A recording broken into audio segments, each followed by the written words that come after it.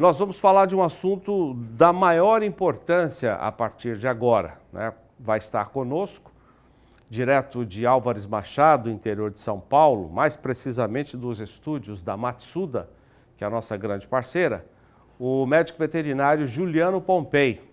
Aqui nos estúdios comigo, João Pedro Cuti Dias, que é o nosso comentarista, nosso analista e consultor de coisas do agronegócio.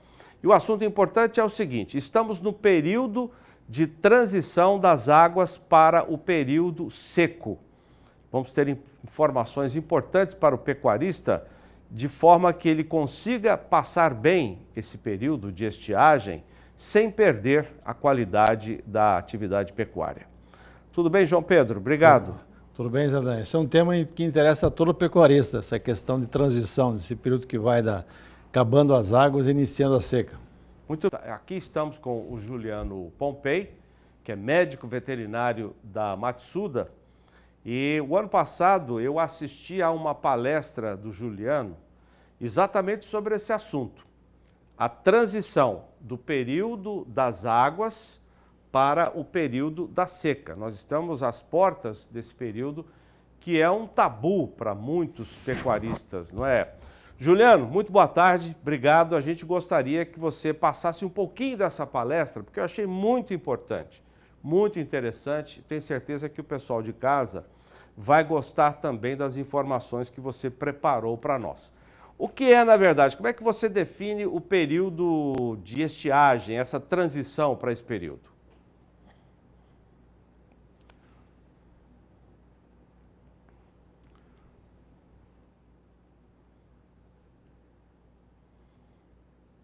Boa tarde, Zaidan. Boa tarde, João Pedro, e a todos que nos assistem. Para nós é sempre um prazer contribuir um pouquinho aqui do que a gente aprende no campo com os nossos mestres aí, que são os pecuaristas, né? Zaidan, a fase de transição, ela nada mais é do que quando eu não tenho mais o capim tão verde, tão nutritivo, e aí eu ainda não tenho aquele capim seco, né? Com 70%, 80% já da minha pastagem seca. Isso impacta na minha criação que eu começo a ter uma migração, uma mudança gradativa na composição nutricional desse capim. Então o capim começa a diminuir de forma gradativa a sua concentração nutricional. A proteína começa a diminuir, podendo chegar até uma diminuição de 50%, 60% na sua concentração, sempre com referência ao pasto verde, né? Os próprios minerais, que têm um impacto direto ali na qualidade, até mesmo embrionária, na qualidade do embrião que está sendo formado, ou mesmo do feto, que logo vai vir ao parto, né? Principalmente os bezerros do cedo ou retorno ao cio, chegam a diminuir até 80% a sua concentração. Então a fase de transição é aquela fase que a suplementação das águas não é mais tão eficiente, porque a minha restrição alimentar já é outra. No entanto, eu não consigo já lançar mão de um proteinado ou de uma suplementação específica para o período seco do ano. Então eu estou nesse intermédio que nós chamamos de transição. Muito bem. E nós já estamos nela, Juliano?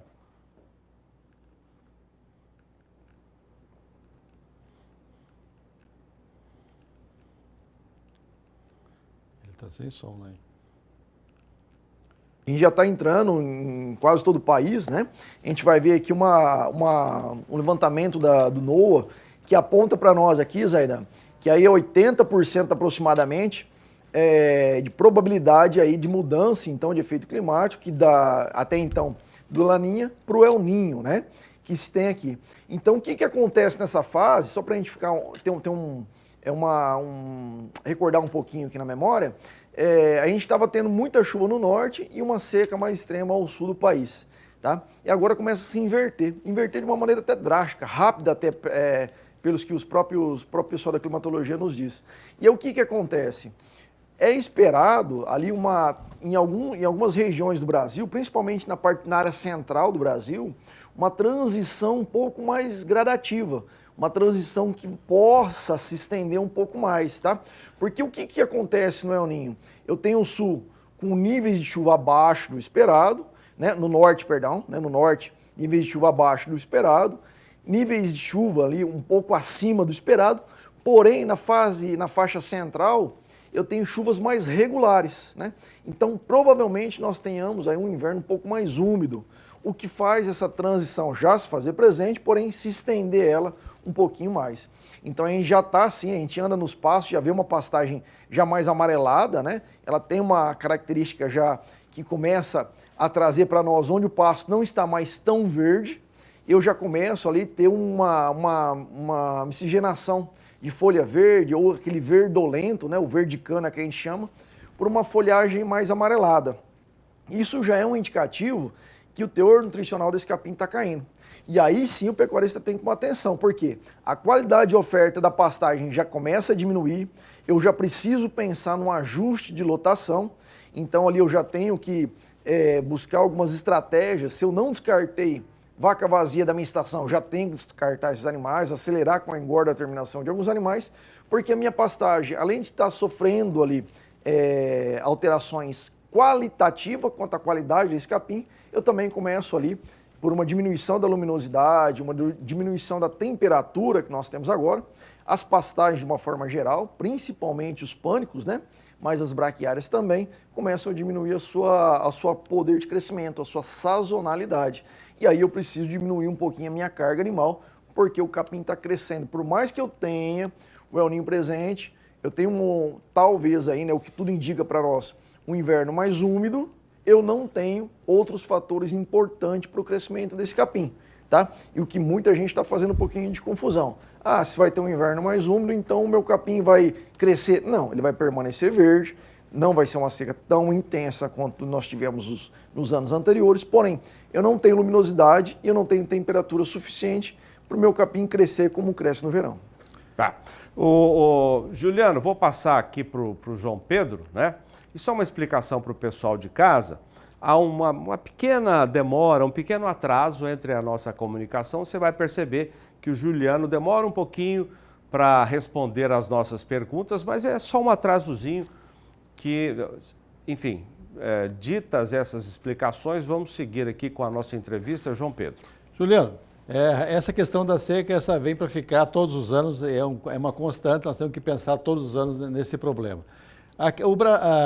O Brasil foi na África buscar gramíneas e trouxe gramíneas do gênero braquiária, pânico, que são hoje tomaram conta do mercado, tomaram conta da pecuária brasileira. Eu vejo o seguinte, e a Austrália veio buscar aqui no Brasil leguminosas. Eu sou agrônomo e sinto que eu acho que você precisaria ter um esforço maior no trabalho com leguminosas. Eu trabalho com calopogônia há mais de 20 anos, ele se estabeleceu. Na época das águas, o gado não olha para ele não, deixa de lado ele. Mas agora, daqui para frente, ele fechou o ciclo, está sementando, está caindo a semente, e o gado vai naquela folha seca. Infelizmente, eu não faço mensuração de teores de proteína dela, mas com certeza deve ser bem melhor do que o teor de proteína das gramíneas. Então, o próprio estilosantes, que agora está sendo uma revolução quando você entra em solos mais arenosos, ele está ocupando um espaço cada vez mais intenso na chamada entre-safra. Você não vê que não haveria um espaço para você começar a trabalhar um pouco mais intensamente com leguminosas, pensando especialmente nesse período?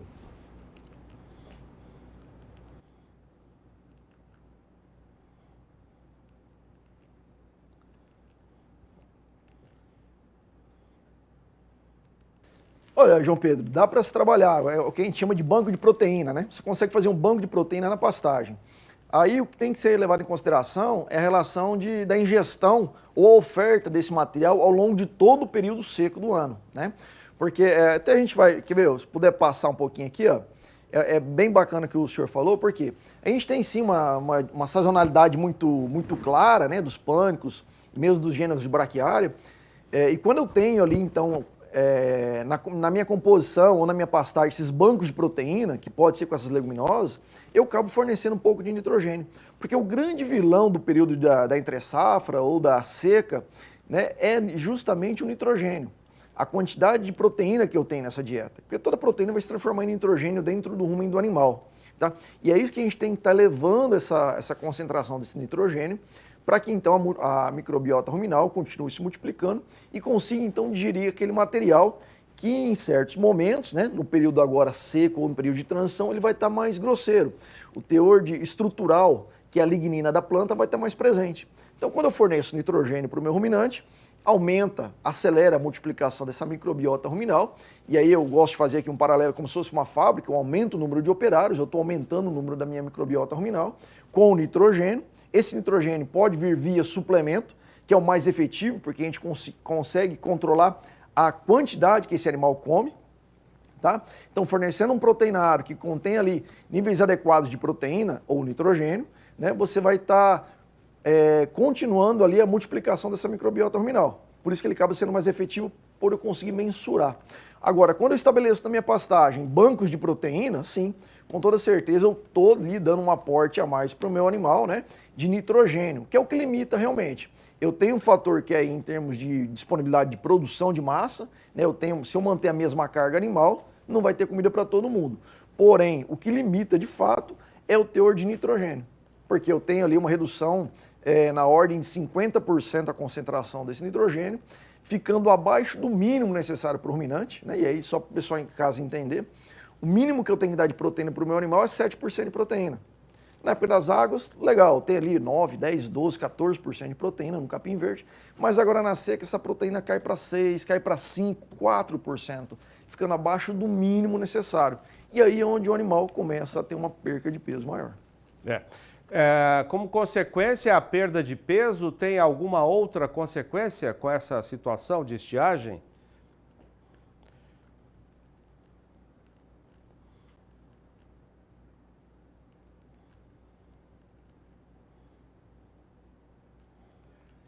Zaidan, a gente sempre foca o peso do animal, que é uma medida mais fácil de ser mensurada.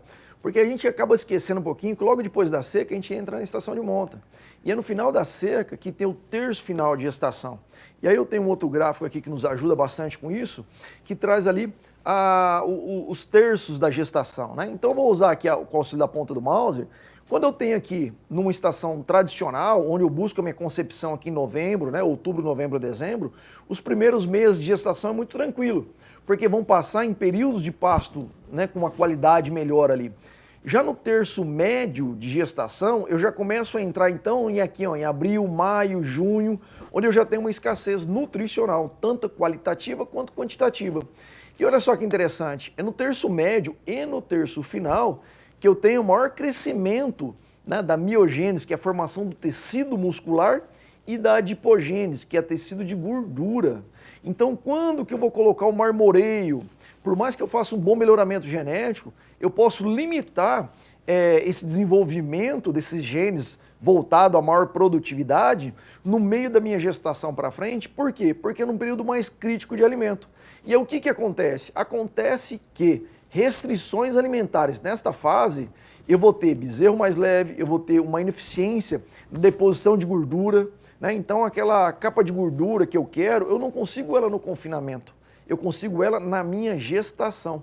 E quando a minha vaca tem uma restrição alimentar, Zaidan, João Pedro e a todos os demais, eu tenho sim uma diminuição da eficiência do meu melhoramento genético, justamente porque houve uma programação fetal um pouquinho errônea, né, ou limitada. Na verdade, o que a vaca fez? Ela falou, olha, eu não tenho comida suficiente, então eu não vou despertar no meu feto todos os genes para essa produção. Então eu tenho um peso ao nascer mais baixo, eu tenho um animal que vai estar aquém do que poderia estar em termos de produtividade.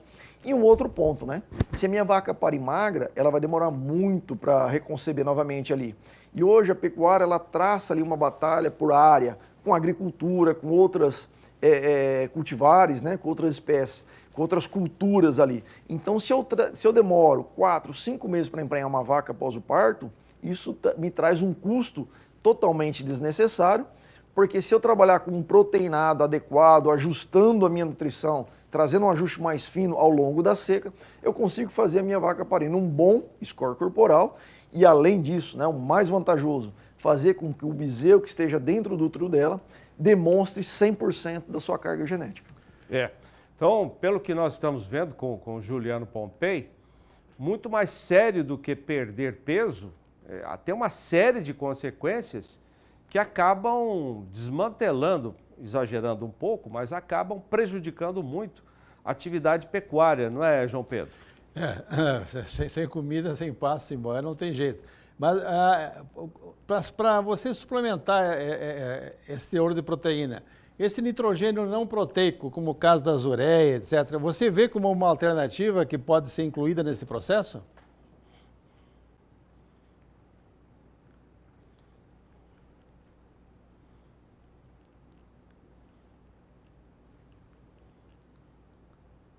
A gente vê sim, agora o que de fato é importante ressaltar, que a ureia, né, o nitrogênio não proteico, ele é uma proteína barata, que a gente consegue utilizar, consegue diminuir um pouco o custo dessa proteína nesse período, porém, para aumentar a eficiência dessa ureia, nós não podemos ali carregar apenas proteína de fonte não nitrogenados. Então, assim, é importante eu trabalhar com, sim, ureia, né, como forma de proteína, porém com também proteína verdadeira. A junção da proteína vinda da ureia e de grãos ali de farelo me traz um benefício muito grande. Porque em 2 horas a ureia se volatilizou dentro do rumen, né? A ureia se transformou em amônia e o animal se conseguiu utilizar, ótimo. Se não, ele vai ser absorvido, vai para o fígado, vai ser excretado via urina e fezes. Quando eu tenho uma fonte de proteína verdadeira, eu também tenho um carboidrato de alta fermentação. Então o aproveitamento dessa ureia é sempre maior. Por isso que a gente sempre fala, um proteinado, que é aquele produto que tem, além de ureia, uma fonte de grãos também, ele é sempre superior ao saureado. Saureado eu vou estar mineralizando e vou estar fornecendo um pouquinho de nitrogênio, porém numa eficiência mais baixa. E o que eu quero é que eu tenha ali fonte de liberação mais lenta. E aí eu tenho ali o DDG, o farelo de soja, que são matérias-primas que nós da Matsuda trabalhando, que tem uma liberação de nitrogênio de até 16 horas. Então eu tenho um aporte de nitrogênio rápido, vindo do nitrogênio não proteico. E também tenho ali para me auxiliar uma liberação de nitrogênio um pouco mais lenta, vinda desses grãos, que me auxilia muito eu aumentar o nível de nitrogênio no rumen, consequentemente aumentar a multiplicação dessa microbiota ruminal e através de carboidrato, de rápida degradação ou fermentação que a microbiota utiliza dos grãos, ele aproveita melhor, aproveita uma parcela maior da ureia que a gente utiliza nos produtos. Ô Juliano, como é que o pecuarista deve trabalhar nesse período de estiagem, não só para fornecer alimento para o gado, mas principalmente pensando nessa estação de monta? Quais são as orientações?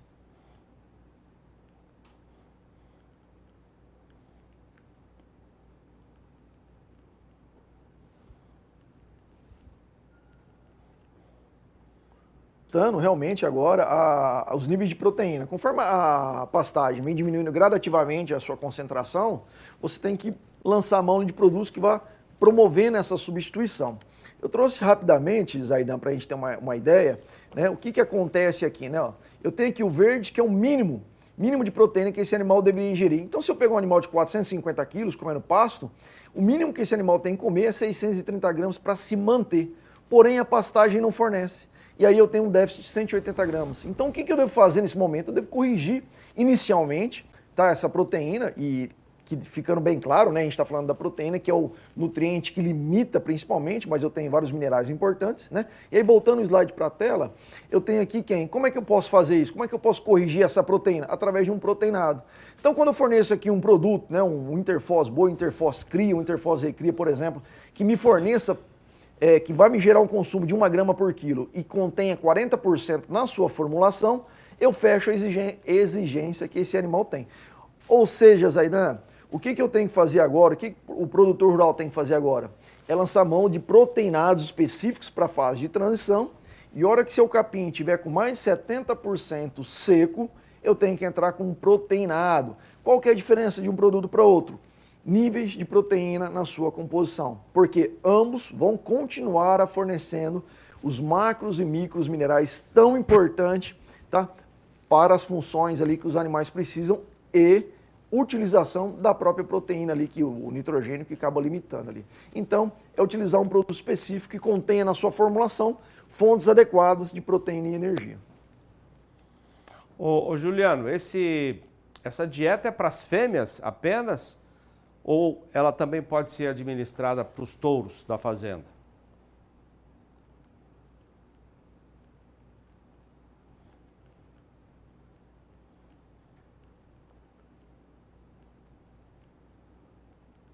Ótima pergunta. É para todas as categorias. O que vai diferir um proteinado de um boi, de um animal jovem, ou de uma fêmea, de uma vaca ou de um touro, é a concentração de minerais. Porque por serem ruminantes, a exigência desses animais se dá ao seu peso. Então, os animais consomem em relação ao seu peso, no mínimo 2%, o ideal é até próximo de 3%. Eles exigem no mínimo 7% de proteína, então é relacionado ao que come, né? Por serem ruminantes. Porém, a demanda ali de minerais, macro e microminerais, aí vai de acordo com a sua categoria. E frisando sempre, né? A gente sempre costuma falar, uma vaca é a categoria mais exigente que nós temos, porque ela está com o bezerro no pé, ou que foi desmamada agora, né? Em maio, se for o bezerro do cedo, ela está prenha e ainda tem que manter reserva nutricional para a próxima estação de monta. E o touro é altamente exigente, porque ele se faz muito próximo da exigência de uma vaca. Apesar do touro não ter uma gestação, não produzir leite, ele tem que adquirir reservas para passar a estação de monta em uma boa atividade.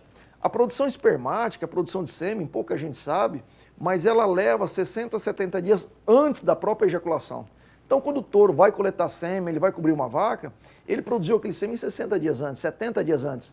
Então, eu estou no auge da seca, né? Por isso que eu não posso descuidar da nutrição do meu touro. Senão eu vou ter problema de fertilidade muitas vezes no auge da minha estação de monta, por ter passado a seca sem o uso adequado de um produto. Então a suplementação ela é estratégica e ela difere de categoria para categoria animal. Juliano, você mostrou agora há pouco um slide que mostra as fases, né, do período de concepção e reprodução. Gostaria que você repetisse um pouco esses slides, dando mais detalhes dessa fase que eu acho que é muito importante para manter uma atividade legal lá na frente.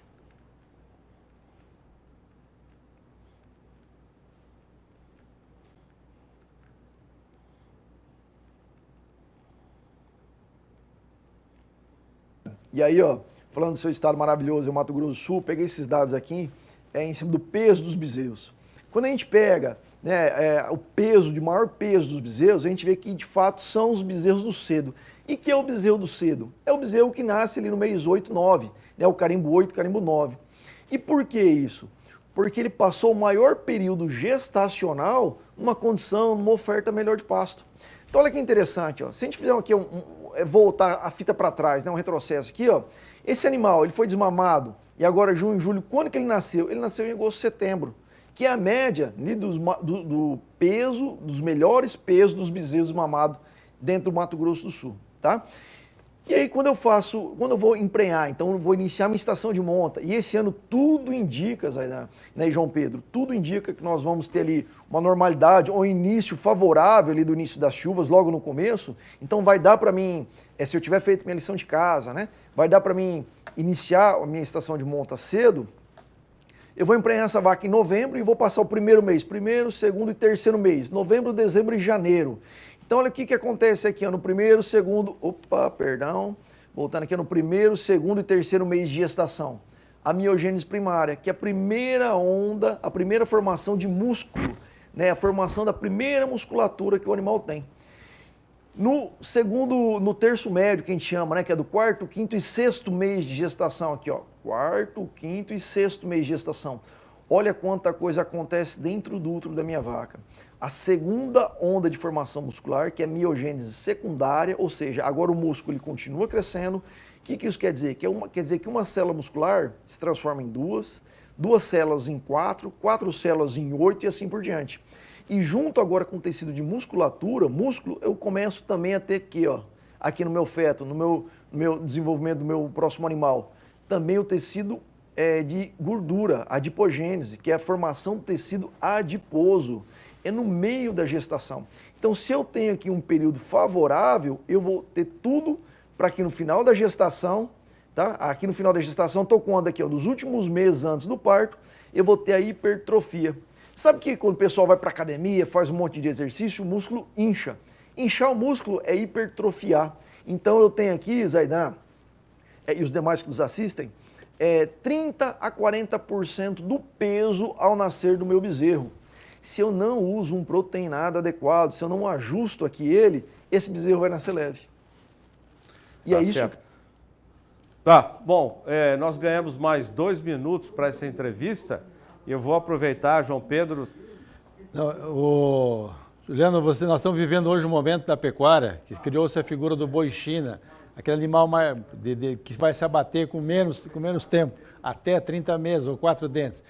Hoje, até quando que esse criador vai receber um prêmio, um bônus para ele cuidar esse bezerro, não apenas depois que ele nasceu, mas antes, quando estava ainda na barriga da vaca, para que ele possa, ou no confinamento, ou no semi-confinamento, mostrar todo o seu potencial de produção de carnes?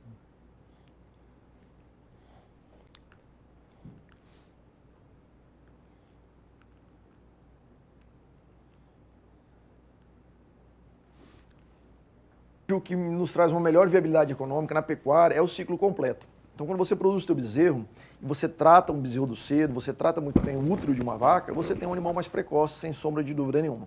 Quais são os ganhos? Se falar em bonificação, a gente tem que buscar mercado. Mas quais são os ganhos de tratar bem o útero de uma vaca? Quando eu falo útero, é a gestação dessa vaca. Em primeiro lugar, que toda vez que nasce, para cada 51% de macho, tem 49% de fêmea nascendo. Então, eu tenho uma fêmea mais precoce. Um dado muito, muito alarmante, muito preocupante. Quando uma vaca passa fome e a bezerra dela nasce com um nível reduzido ali de fibra muscular, com um nível de desempenho reduzido, devido a essa fome que ela passou, isso pode se repetir até a terceira geração. Então o que quer dizer? Quer dizer que uma bezerra nascida ali de uma vaca que passou fome, ela vai ser menos produtiva, ela vai ser subfértil. A filha dela vai ser subfértil e a neta dela vai ser subfértil também. Tá? Então assim, a consequência de uma má nutrição é muito forte e é longa. Por isso que é chamado pelos especialistas de programação fetal. Na verdade, a vaca, ela pare por perpetuação da espécie, né? O objetivo dela é perpetuar a espécie. Então, se ela está numa situação adversa, ela programa o feto dela para nascer leve, que, consequentemente, ele vai ser menos exigente. Sendo menos exigente, sendo leve, ele vai ser menos produtivo também, né? Então, assim, a gente está passando num cenário onde o bezerro está um pouco desvalorizado, né? A gente veio de alguns anos que estava gostoso, eu sou pecuarista também, então estava gostoso você vender bezerro ali de 3.500, 3.800. Para o invernista ou para quem faz ciclo completo, a reposição está melhor, então quando você faz a taxa de reposição hoje está melhor, porém o preço da arroba não está tão favorável, mas os custos diminuíram bastante. Então em alguns cenários, a arroba de hoje, do cenário como um todo, ele acaba se trazendo ali, próximo ali de uma zona de conforto que a gente estava tendo alguns anos atrás em termos de rentabilidade. Porém, o que é importante? O bezerro de qualidade, sendo macho ou fêmea, ele é sempre melhor, ele é sempre mais produtivo, eu encurto o ciclo, né? Hoje, as propriedades estão fazendo muita conta em relação a arrendamento de pasto. Então, compensa eu criar o meu bezerro, eu produzir gado ou arrendar isso para eucalipto, para cana, enfim, para a lavoura que seja. Eu tenho que pensar, então, em otimização. Hoje, 30, 40 dias, 1 mês, 2, 3 meses a mais, me agrega um custo totalmente desnecessário. Quando eu tenho um bezerro do cedo, eu consigo encurtar isso. E o boi China ensinou um pouco isso pra gente, né? Quando eles queriam um animal pesado e jovem, ensinou a gente a produzir um animal rápido. E para isso o Brasil é muito bom. A gente é abençoado aí por Deus pelo clima do nosso país e os produtores brasileiros realmente sabem dinamizar, sabem acelerar quando precisam. Muito bem, eu quero agradecer muito o Dr. Juliano Pompei, que é médico veterinário da Matsuda. Quero agradecer também toda a equipe da Matsuda, a equipe técnica, né? O Lucas, que está lá em Álvares Machado, a Suelen Suffen, que é da área de comunicação, né? Toda a equipe técnica da Matsuda que nos proporcionou essa quase palestra, né? Se tivéssemos mais tempo, seria uma palestra do Juliano Pompei. Muito obrigado pelos esclarecimentos e orientações, Juliano.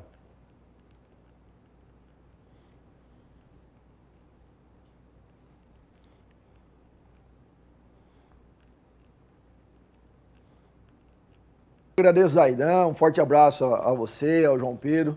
E precisando, a gente está à disposição de todos vocês aí. A equipe trabalhou bastante para a realização, mas pode contar com a gente que será um grande prazer a gente dividir o que a gente aprende com vocês no dia a dia, acompanhando aí o programa de vocês e também com os nossos professores, mestres, que são os produtores rurais. Valeu. Muito bom, né, João Pedro? E é importante isso, porque a cria é o patinho feio da pecuária. Você tem que olhar com mais carinho para a cria. A cria é a base, é o início do todo o processo produtivo começa no bezerro, né, Zé? E diz o nosso amigo, né, Rogério Goulart, que é pecuarista, editor da revista Carta Pecuária, que a atividade mais sofisticada da pecuária de corte é a cria, né? E aqui é mais complicado também, né? É complicado, é verdade. João Pedro, obrigado, bom final de semana obrigado. junto Vamos às trabalhar. suas crias lá em São Gabriel do Oeste. Vacinar contra a brucelose amanhã. Brucelose, né? As fêmeas. A aftosa não precisa mais, né? Não, as fêmeas brucelose.